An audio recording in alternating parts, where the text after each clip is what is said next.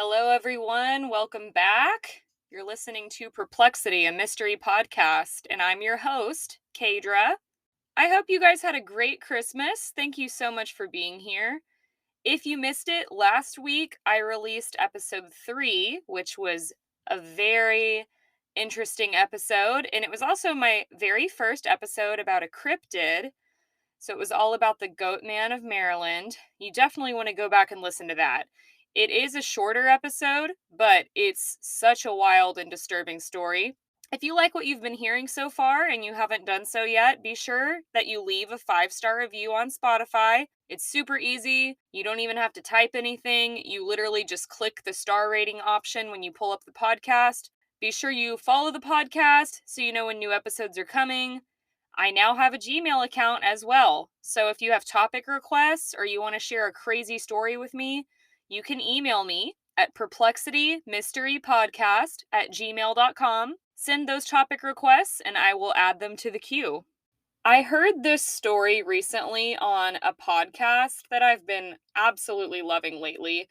It's called Drinking the Kool-Aid, and you definitely should check that podcast out if you've never heard it. They are the ones who actually inspired me to start this podcast. It's Amanda and Cassidy. They're great. They do really awesome stories. And they just recently did this case. So as soon as I heard this story, I immediately was like, oh my gosh, this has to be the next episode of Perplexity. It's such an insane and terrifying story. So really excited to share this with you guys. My sources for today are BBC News article by Lucy Owen, Drinking the Kool-Aid podcast, and it's episode 137. A radiotimes.com article by Thomas Ling, a mirror.co.uk article by Joanne Rowney, and historymuseum.ca. There's also an 8-part podcast series called Witch Farm, and it's all about this case. It was made by BBC, so if you want to learn more, definitely check that out. This is the story of the Haunting of Heol Fanog, also known as Hellfire Farm. This story takes place in the late 80s, and it goes into the 90s, and it takes place in Wales. But let's talk about some people first. So first we have to talk about this guy named Bill Rich. Bill was a talented artist who did contract work. He was living in South Wales and he had recently gotten divorced. It sounds like his first marriage ended pretty badly, unfortunately. So from this first marriage, he has a teenage son named Lawrence. And not long after his divorce, Bill actually meets another woman named Liz.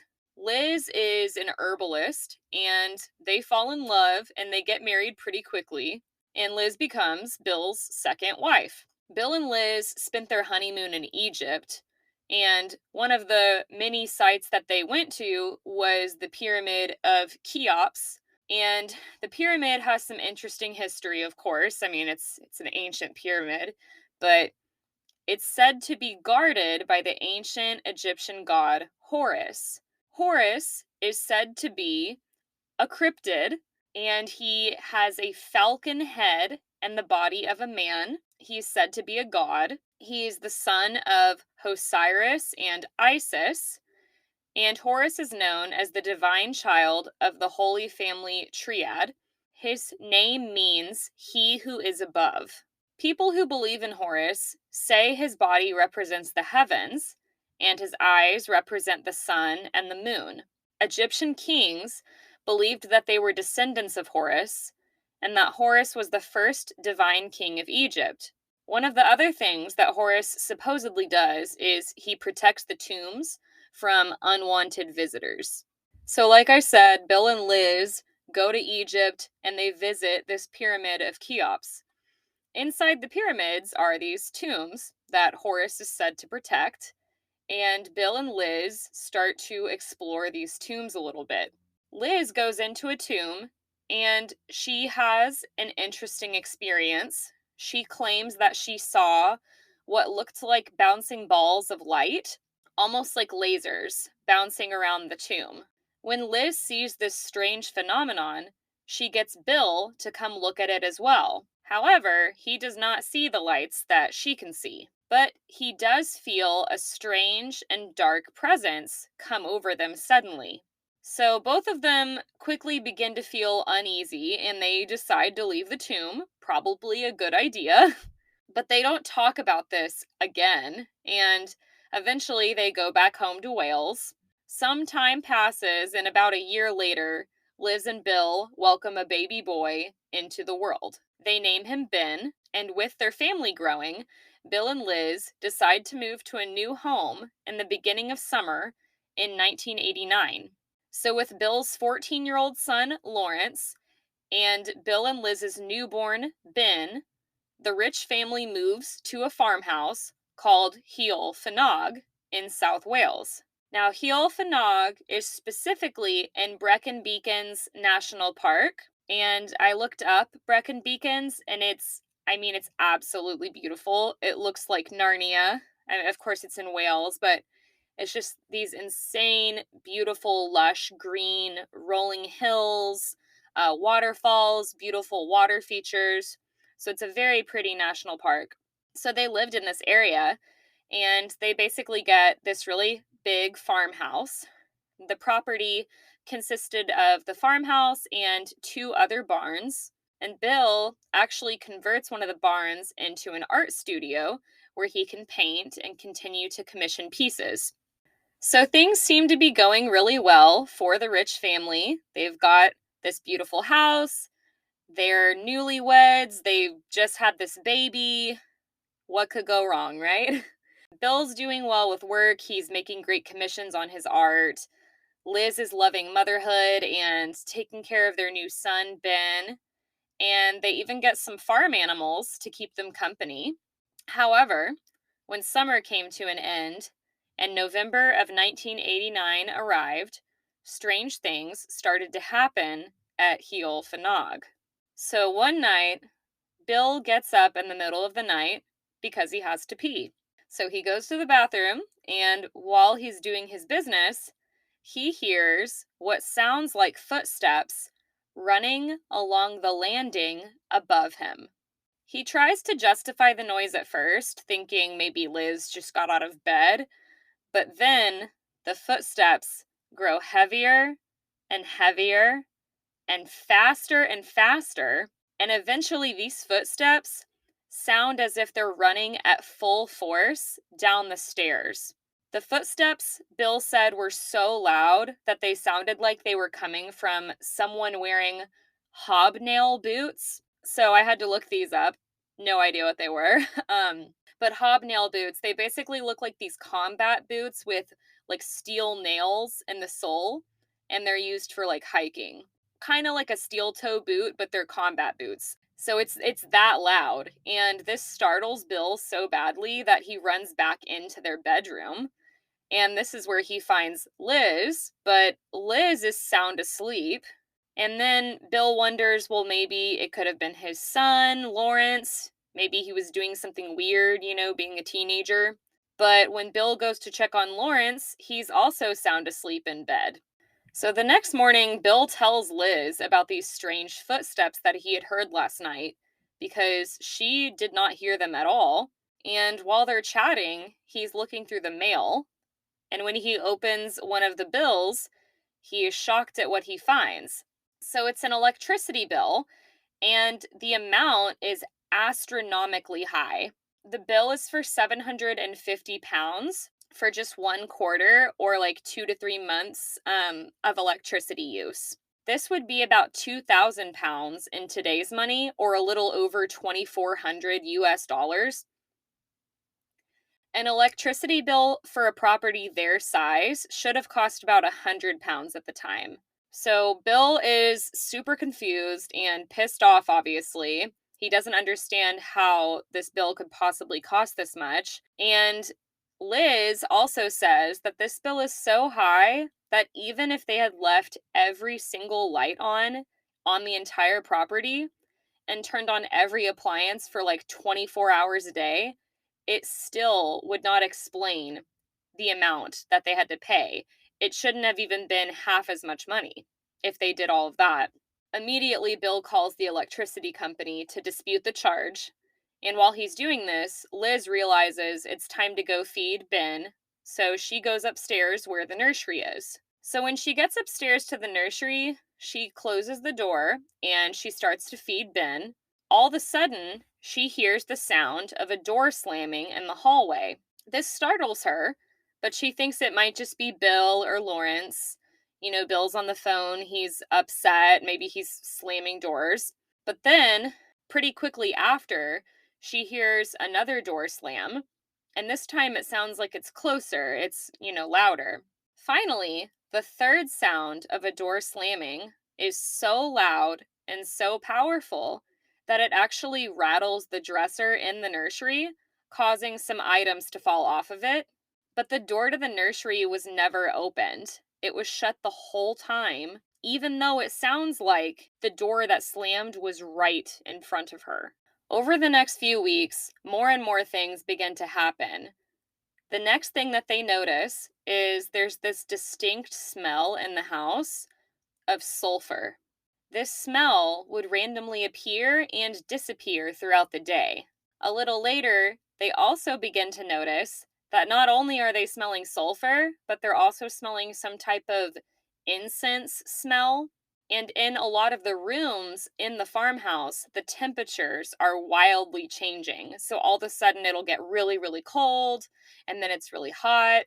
So Liz and Bill obviously find this very strange. And one day, Liz is out in one of the barns and she notices these bouncing balls of light.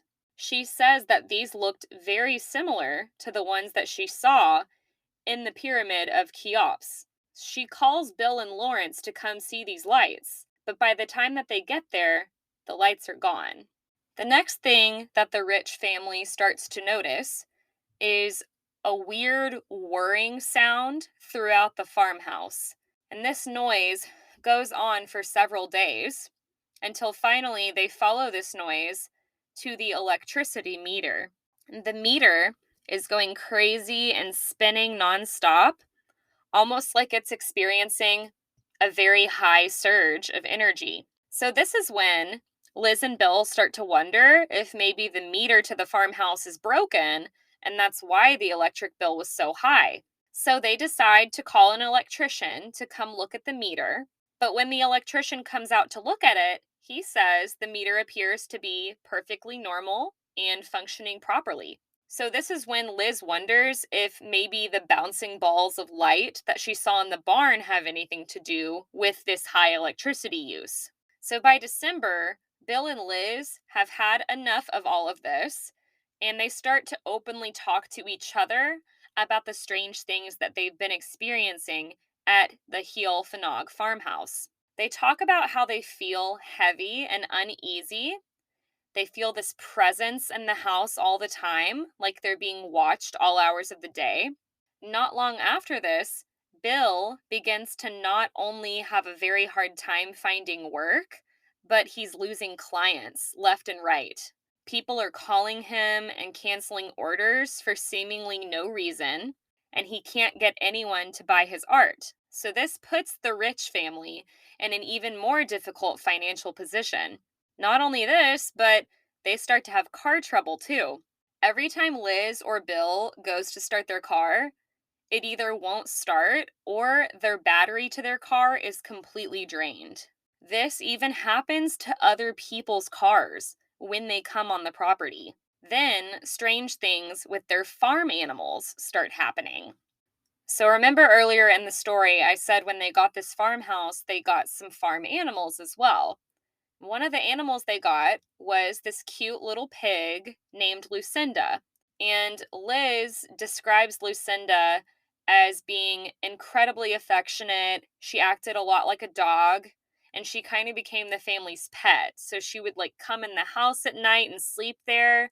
She would cuddle with them, and they loved her very much. But one day, while Liz is out in the barn with Lucinda feeding her, Lucinda's behavior suddenly becomes very erratic and strange. Lucinda attacks Liz to the point where Liz is bleeding. So Liz freaks out and runs out of the barn screaming. And Lucinda continues to act like this for several years. We'll get more into this later, but these weird happenings, they go on for years at this house. So, since Lucinda has continued to act like this, it results in the rich family having to lock Lucinda away and keep her out of the house. Some of the other animals on their farm also start to act really strange. A lot of the animals started getting sick, and some would even die for seemingly no reason at all. They had two cats, multiple guinea pigs, a dog, and an entire herd of goats that all randomly died.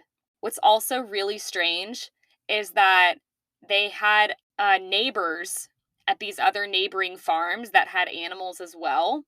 When their animals would give birth, a lot of the animals were born deformed and blind, and some even died. And again, no one could figure out why this was happening. The rich family also starts having other problems with appliances in their house. In one of their bathrooms, the toilet wasn't working right, so they called a plumber. And when the plumber comes over, he tells them that he was actually really reluctant to come to the farmhouse because the last time that he came to Heol Fanog, he had a really strange experience. So the plumber says that this happened in the 1950s. So he must have been an older guy doing this for a long time. But he told the rich family that when he came to Heol Fanog farmhouse in the 50s, he met the prior owner. He installed radiators for her on the wall.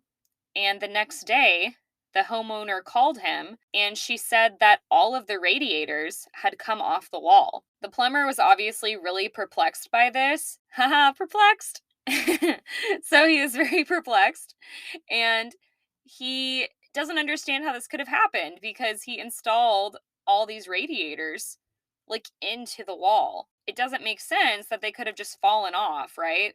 So he comes back and he takes a look at what happened, and it looks like all these radiators were ripped from the wall. So he reinstalls them and he leaves, but the next day, the same thing happens again. And this happens several more times until eventually the plumber just basically gave up and he refused to go back. So this was the first time he had been back to Heol Fanog since that happened. With all these scary and unfortunate events, the rich family becomes desperate for help and they start reaching out to local priests. Liz said that this seemed to help for a while, but then about 2 months later, in February of 1990, the creepy things in the house start to ramp back up again.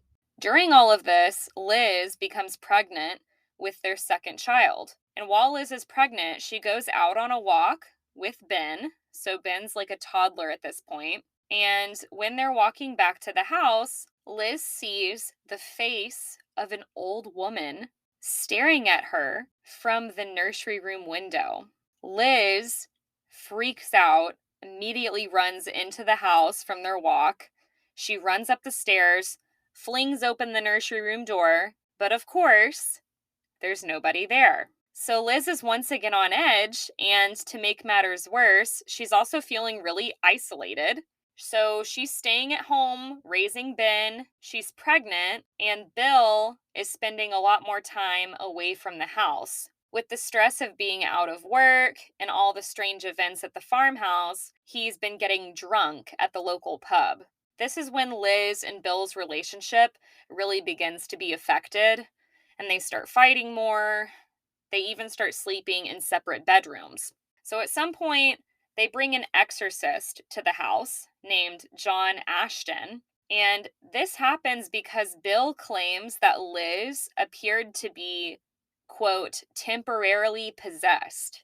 So Bill says that Liz started speaking in a manly voice and that her face was twisting and her voice sounded, quote, crackling and incredibly old.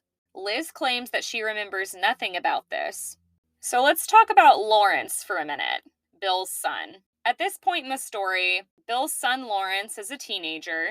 Up until all these strange events started happening at Heol Fanog, Lawrence would have been described as like a typical teenager, and his relationship with his parents was fine. Some people say that he was a bit weary of Liz, his new stepmom, when Bill and Liz first got together.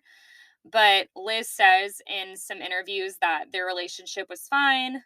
As these things start to happen at the farmhouse, Lawrence's behavior changes and he starts to become very angry, aggressive. He's more withdrawn. And the other really creepy thing is Liz says that at one point, Lawrence started to speak in different tones of voice.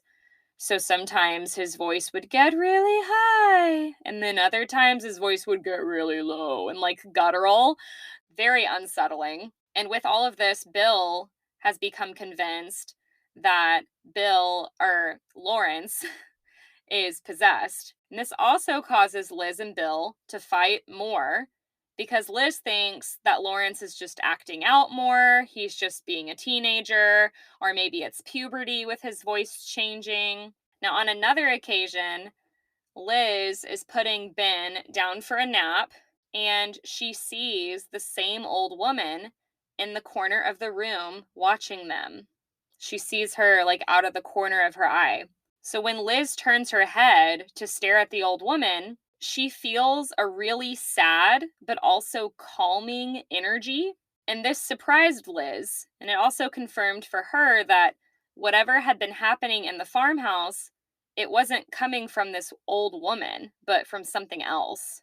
With these sightings of the old woman, Liz becomes curious and she decides she needs to learn more about the history of Heol Fanog.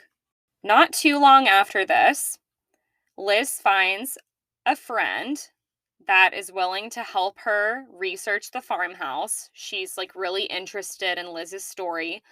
And she's like, I will help you figure this out. She starts researching every single day at the library. And one day, this friend shows up to Bill and Liz's farmhouse. She says that she found something. So the woman hands Liz a photo that she found. It's a photo of a woman named Marianne Holborn.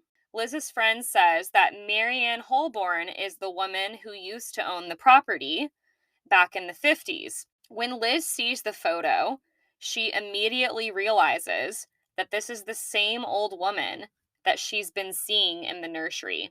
This is when Liz wonders if maybe the old woman is there to try and protect the farmhouse from whatever else is there, or maybe she's trying to protect the rich family or warn them. So, as Liz and her friend begin to research the house more, they also find out a lot more things. Basically, every single thing that could possibly go wrong at a house or make it haunted is what they find. They find out that there was a really gruesome murder that took place at the farmhouse in 1848.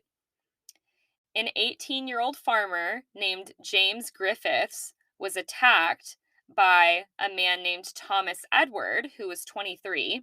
And Thomas Edwards whacked James with an axe in the head before burying him near the farm. Liz and her friend also find out that Heol Fanog was a common place where a witch's coven used to go and meet. The grounds at the farm also used to be a private burial lot, so when they constructed the farmhouse, the builders, for whatever reason, thought that they should just destroy these gravestones.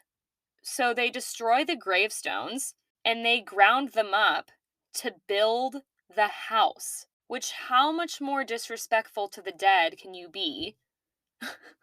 So, with all of these sightings and with all this new information, Liz brings in multiple priests and they come in, they try to bless the house. Bill also brought in mediums and psychics, and the rich family even would bring people to perform exorcisms. And Heol Fanog would eventually become known as the most exorcised house in the UK.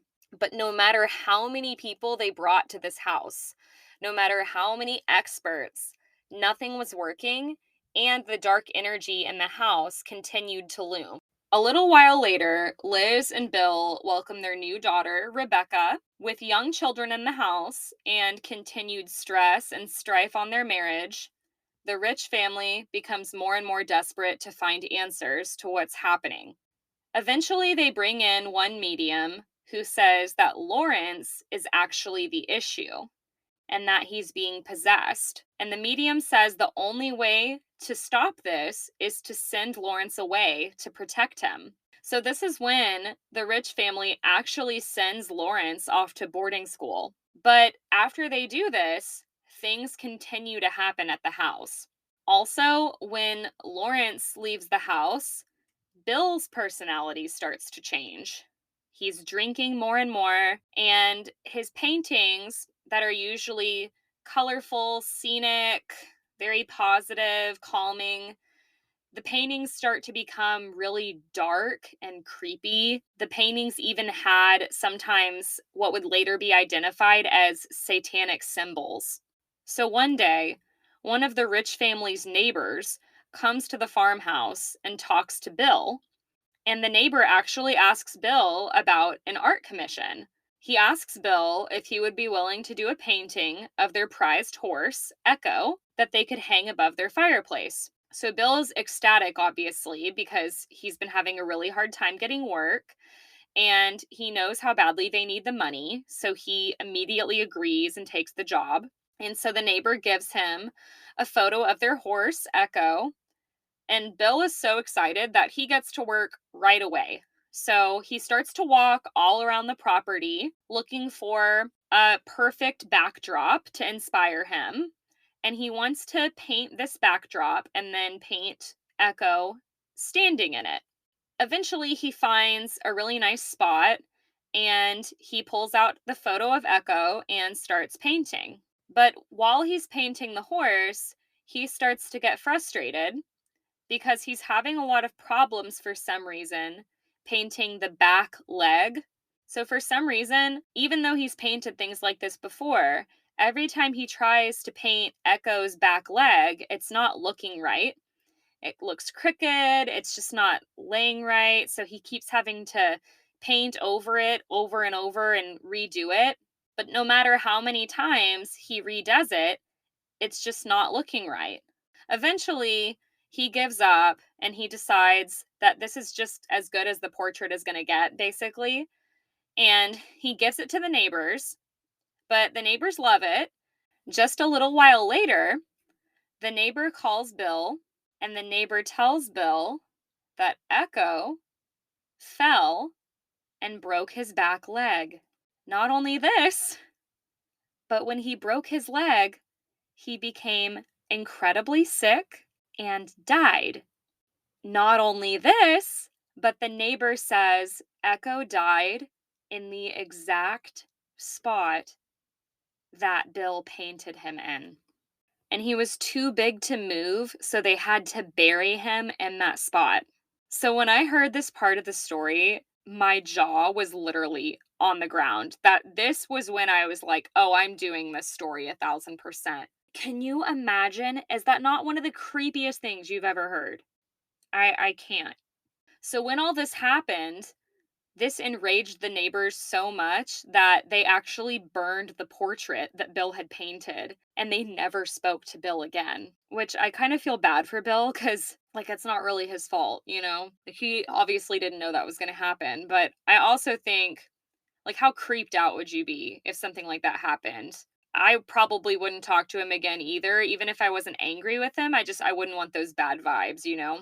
So, a while after this happens, the same medium that recommended the rich family send Lawrence away actually comes back to the farmhouse, and the medium apologizes, saying that they made a mistake and it wasn't Lawrence who should have been sent away. So the medium says that he had another vision, and this time it was a flashback, and he claims he sees a bunch of witches in a circle performing some type of ritual. And the medium admits that while he doesn't know exactly what this ritual means, he does know that the events at the farmhouse have nothing to do with Lawrence and actually have everything to do with Bill.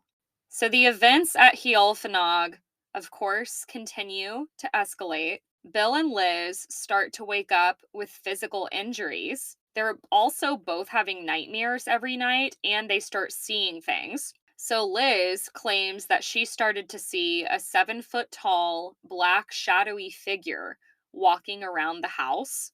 And one night, when Liz was in her bedroom, because remember, they're in separate rooms now, Liz started hearing this really loud snarling noise, and it sounded like it was coming from under the bed. And the Rich family had just gotten a new cat, so she just thinks it must be the cat. So Liz is like, hey, stop it. But the snarling continues, and finally she looks under the bed, but nothing's there. The snarling is still going on, and eventually she realizes that it sounds like it's coming from outside of her window, but she was too scared to look outside. Bill claims that he's also seeing a figure walking around the house, but the figure he sees, he says, has the head of a falcon and the body of a man, just like Horace. He's also having nightmares of a beak or a hooked nose figure. Then there are these other figures that Liz and Bill say that they're seeing sometimes. At some point, Liz claims she saw a man who looked like he had been in a car crash. He was missing half of his face, and there was blood all over him. In the articles I read, it doesn't say this, but I feel like this could have been the boy that was murdered in the house in 1848 because he was killed with an axe. So it makes sense that it looked like he was missing half his face. And Bill also reports that he started seeing a beautiful woman. And one day, this beautiful woman beckoned him to the kitchen. One of the experts that the Rich family brought in said that this woman would have been the spirit of seduction and that Bill just had a lucky escape from her. So, between all these sightings and now physical injuries, the Rich family decides in the middle of the night that they're just going to flee Heol Fanog. So, they pack up any essential belongings and they drive 50 miles away to Liz's mom's house for some relief.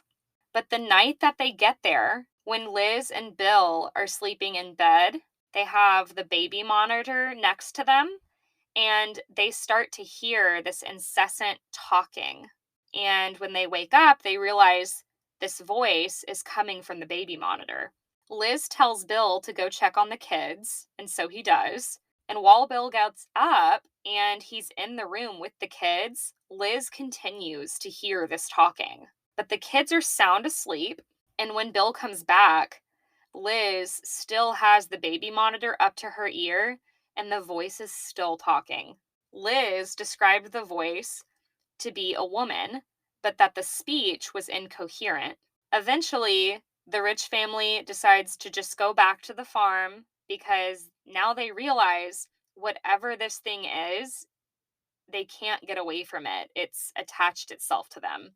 So now by this point, the haunting of Heol Fanog has been going on for 6 years. So after 6 years of sightings, strange noises, loss of work, electricity issues, dying animals, etc., Bill turns to Liz and says, I have to tell you something. The whole time, Bill has been keeping a secret.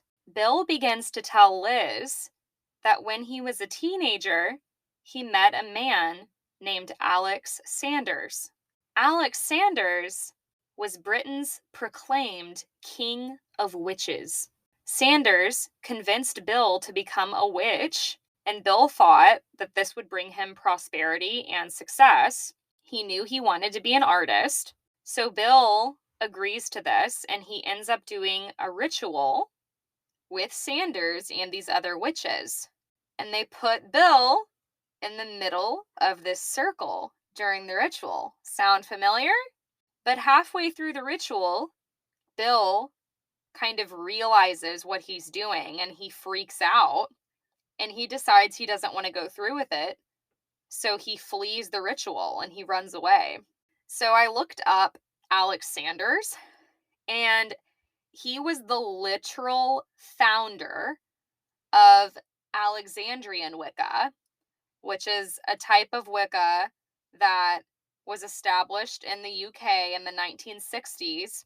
So he was kind of a big deal. I also thought it was kind of weird that Sanders actually died at the end of April 1988, and that's like just 1 year before all of this started happening to the Rich family. So I thought that was a little weird. Now, Liz is understandably pissed. She cannot believe that Bill kept this from her all this time. Because you would think that with all of this going on for the past 6 years, you would want to offer any information or try to figure this out. But he held this in all this time. However, the one good thing to this is now they know the potential cause. So they decide to bring in a different type of expert. And they bring in this guy named Eddie Burks. And Burks is pretty well known. He was actually on a ghost hunting TV show back in the day. And when Burks comes to the house, he says he knows exactly what the problem is and that the reason they couldn't get rid of this entity is because it's not a Christian entity. So the priests that were coming and trying to bless the house and do these exorcisms, apparently those types of things only work on Christian entities. So Burks is very confident. He tells the Rich family not to worry and that he can expel this thing. So no one knows what Burks did exactly or how, but whatever he did, it worked, you guys. All of the activity at Heol Fanog immediately stopped. Lawrence eventually comes back from boarding school, and life starts to go back to normal for them. Liz and Bill's marriage sadly does not survive. They get divorced. And actually, a few years later, Bill actually passes away. So Rebecca and Ben, who are Liz and Bill's children, have since grown up, and they've actually done some interviews where they've said they remember seeing figures and they remember seeing an old woman watching them when they were sleeping. There's a docudrama on C4 that became pretty popular in the UK in 2018, and it's called True Horror. And the first episode is all about Heol Fanog. So, that is the story of the haunting of Heol Fanog, also known as Hellfire Farm. One of the most insane and terrifying haunting stories I think I've ever heard. And it's also interesting to think about why this could have happened. There's so many weird elements to it. Because, I mean, the house had so much history. And then Bill has this unfinished business with the literal king of witches. And he probably opened some type of portal or door during all of that. I feel like whatever energy Bill had attached to him from that experience, when he went in that tomb in the Pyramid of Cheops, Horus was probably really angry. And so it was just all a perfect storm. So a lot of people think that they could have been haunted by Horus, but I don't know. The story just seemed so crazy and intriguing to me. I had to share. So I really hope you guys enjoyed this episode. If you did, tell your friends, tell your family, share the episode with a couple of people. Please leave a 5-star review if you haven't already on Spotify, and be sure to follow the podcast so you know when new episodes are coming. And if you have a story, if you have topic requests, you want to share any crazy stories with me, don't forget you can now email me at perplexitymysterypodcast@gmail.com, and I will add your story to the queue. Thank you guys so much for listening, and I will talk to you soon. Bye!